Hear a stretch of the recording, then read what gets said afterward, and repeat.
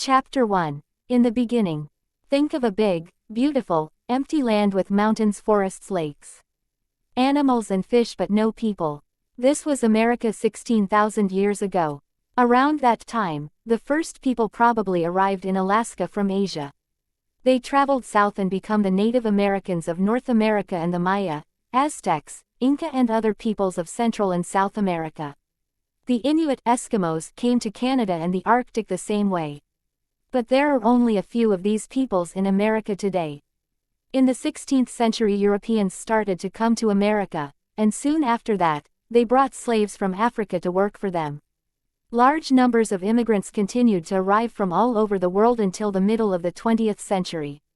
The empty land was now full of people, speaking different languages and with different ideas. There are just 3 countries now in North America: Canada, Mexico and the USA, but there were nearly several more. Anything. And the 300 million people who live in the 50 states of the United States are not all the same. About 67% are white, 13% Hispanic, Spanish-speaking native peoples, 13% black, 4% Asian and just 1% Native American. Most of them speak English, but it is not the same English as people speak in Britain, and many Americans speak Spanish as their first language. So how was the USA born? How did it grow? What kind of country is it now? This book will try to answer those questions, and many more. Chapter 2. The Pilgrim Fathers. The name, America, comes from an Italian businessman called Amerigo Vespucci, who sailed to South America between 1499 and 1502. But he was not the first European to make the dangerous journey across the Atlantic.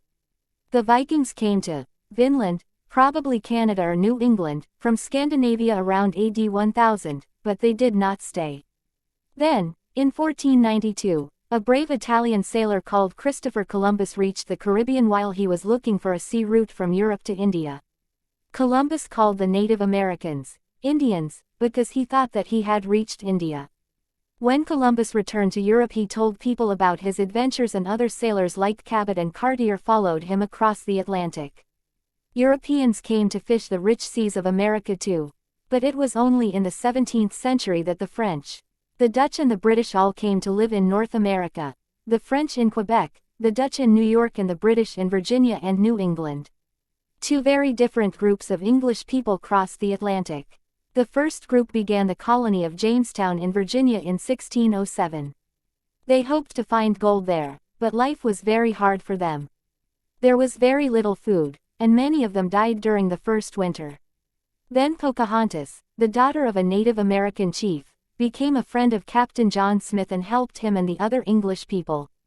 She later married a man called John Rolfe and went to England with him. Luckily, tobacco saved the young colony. It was easy to grow tobacco in Virginia, and smoking was becoming very fashionable. People in the colony stopped looking for gold and began to grow tobacco, which they sold in Europe. Soon they started to bring people from Africa to work as their slaves and help them to grow more and more.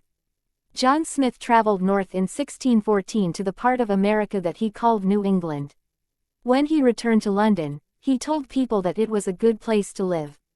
In 1620, another group of 101 Englishmen, women and children arrived in Plymouth, Massachusetts. These people are called the Pilgrims, or Pilgrim Fathers, and they had very strong ideas about religion. They did not want to live in England because they did not agree with the English Church, so they sailed to America in a ship called the Mayflower. They lamed the land and they bought and sold animal skins. The thought that all people were equal, and so they did not have slaves. The Pilgrims too were often ill and hungry, and nearly all of them died in the first year. But they had help from some the Native Americans, particularly a man called Squanto. He went to Europe as a prisoner in 1605, and spent some years in England, so he spoke some English. He showed the Pilgrims how to hunt and grow corn. In the autumn of 1621, the Pilgrims had a big dinner to give thanks for the first food that they had grown themselves.